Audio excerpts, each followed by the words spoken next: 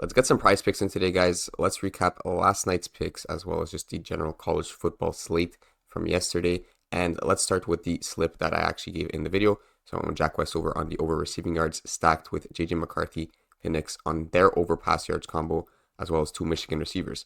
Now, only Loveland went over his receiving prop, and the other one who went over was Roman Wilson. He was at 51.5 when I was filming the video, so he did go over. I'm not sure if that got adjusted after, but over 51.5 definitely hit.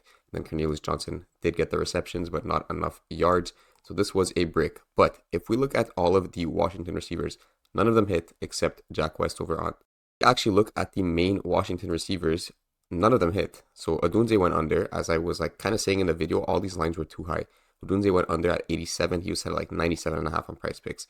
Polk went under. He was set at maybe 50-ish, 60-ish. I can't exactly remember. And then Jalen McMillan also went under. So every single main receiver went under. And then the one guy that I chose, Jack West, over at tight end, was actually the one who went over, surprisingly, right? So you do want to really be getting those small edges on those receiving yards. And it ended up panning out. I'm not saying like that's why it panned out because we got those 1-2 edges on the receiving yards.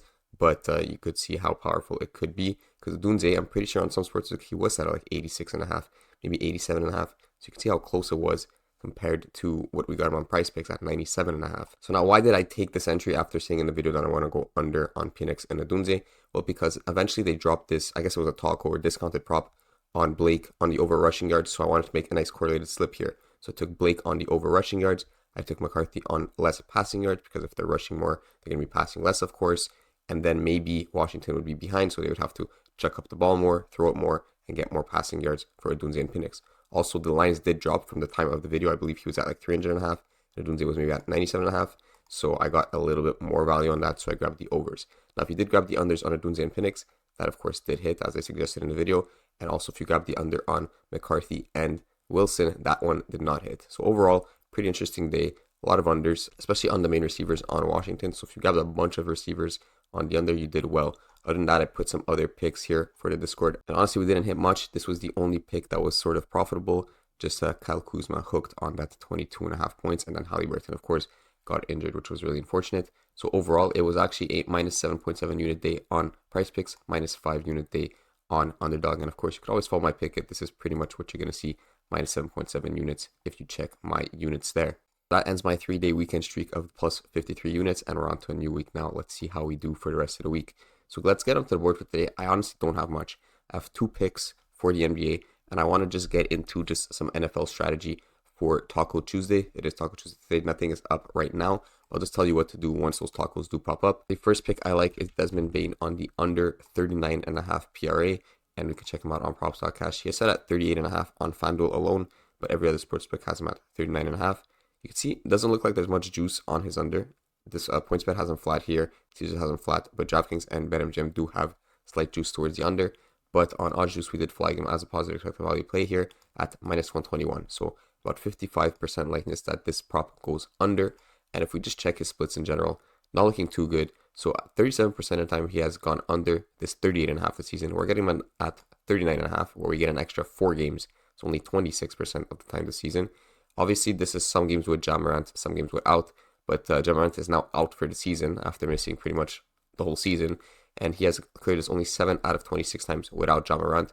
And funnily enough, his minutes are actually lower without Ja, though 34.1 average without Ja Morant. With Ja Morant, he is hovering at that 34.7, likely because the games were more competitive with Ja Morant in the lineup, meaning the Memphis Grizzlies weren't getting blown out as much, so he did get more minutes.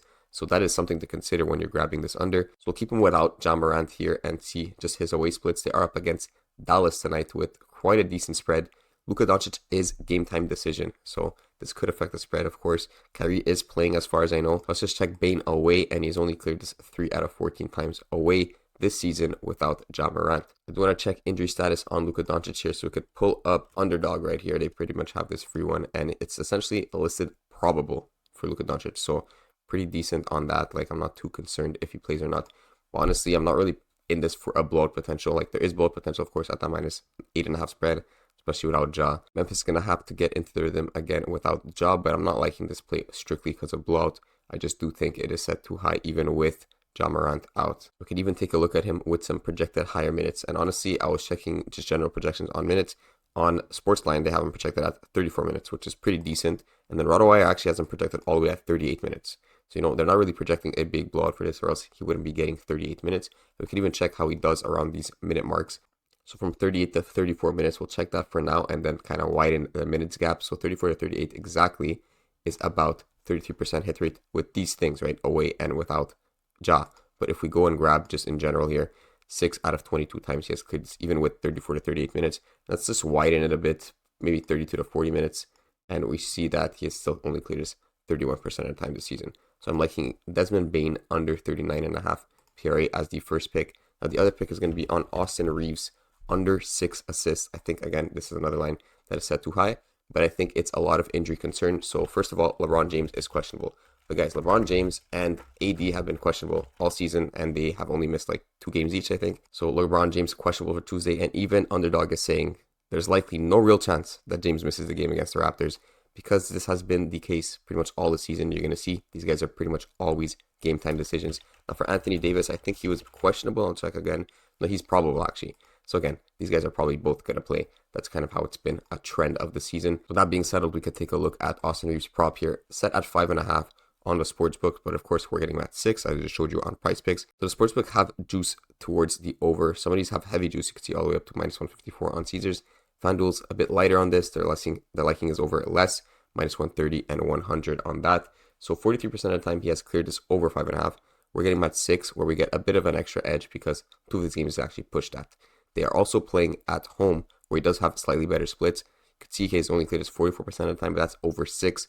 If we check his over 5.5, he's actually cleared this 50% of the times this season. So it's looking like a 50% chance that he gets at least 6. Just to be sure, let's check him out with AD, without AD, and things like this. So first of all, check him without AD, and of course that's only happened 2 times this season. He got 4 assists in both those games. If we check last season, only 2 out of 14 times he has gone over that 5.5 assists, and it's only gone over 1 out of 3 times, and last season 9 out of 27 times. So with or without LeBron James, I'm not too concerned. So now let's project some minutes on Austin Reeves. I was checking these 2 projection sites, 33 minutes here, and then on RotoWire, they have him at 31 minutes. We could check a 29 to 35 minute range and see how Austin Reeves does in these type of games. So like this, and he has hit actually 54% of the time this season with these specific splits. And in general, he has been averaging 34.6 minutes in the past 5 games. So let's check him around for like 32 to 35 minutes and see how he does in these specific splits.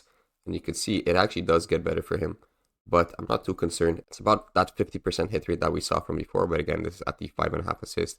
We bumped this up. Honestly, it doesn't change much, but that half point is going to come in clutch. You're going to see if he actually does get that 6 exactly. And just in general, the spread is at -5, so nothing too crazy. I'm not expecting a blowout, so I do think the minutes do make sense for him around that 34-ish, 35 minutes, and we'll see if it actually pans out. If LeBron and AD are confirmed, I do think this line will get bumped downwards, probably to 5.5 or maybe even 5. But under 6, I do think it's a steal. Now, what would I do for the taco? So first of all, you could take these 2 picks, and then you could grab the taco. I mean, the taco is not here yet, but let's say it was Scotty Barnes over points or something like this. Grab the taco and then go over to NFL, and you just want to make a triple stack. But if we actually check the triple stacks on the NFL right now, we don't have many right now. We have the KC one here on Kelsey Rice. We have Dallas with Ferguson and Lamb. We also have Puka with Cup here on the Rams. And we actually have 3 receivers here on Otton, Evans, and Godwin here on Tampa Bay. So what I would do here, my favorite stacks in order would be definitely Jake Ferguson and Lamb. That is the best one here on the board at the moment. So we're going to go with the Dallas stack here, Ferguson and Lamb. I was going to say you grab Dak Prescott, but he's actually not even on the board yet. So scratch that. But if Dak Prescott does somehow get on the board between now and whenever you're watching this video, just grab the overs on both these guys. Scotty Barnes, let's say he's the taco. Just put him in here, put the taco, and then grab Dak Prescott with this stack. And that's a nice little triple stack on Dallas. What I would do instead, because that is not available for us, is probably Mahomes with Rice and Kelsey. So this is also another good triple stack, probably the second best one. And then I would probably go Puka, Cup, and Stafford. In general, I don't really like the Buccaneer stack here on Evans and Godwin, but that is like the 4th one I would use if you had 4 tacos on the day. But in general, I would focus the Dallas one first if Dak gets added to the board, then Rice and Kelsey, and then Puka and Cup. Then I would go on to Evans and Godwin if need be. But also if other receivers get put up, you have the option of using them. But just make sure you're taking 2 receivers and then their QB. It's that simple. Take that with a taco and turn it into either a 4 power or a 6 flex. Like you could use these 2 picks if they're not bumped by the time you're seeing this.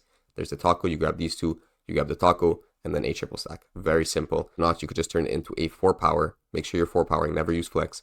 4 power, taco, triple stack. That's simple. So that's going to be the video for today, guys. 2 NBA picks and some general advice how to play these tacos for Taco Tuesday. Good luck, everyone.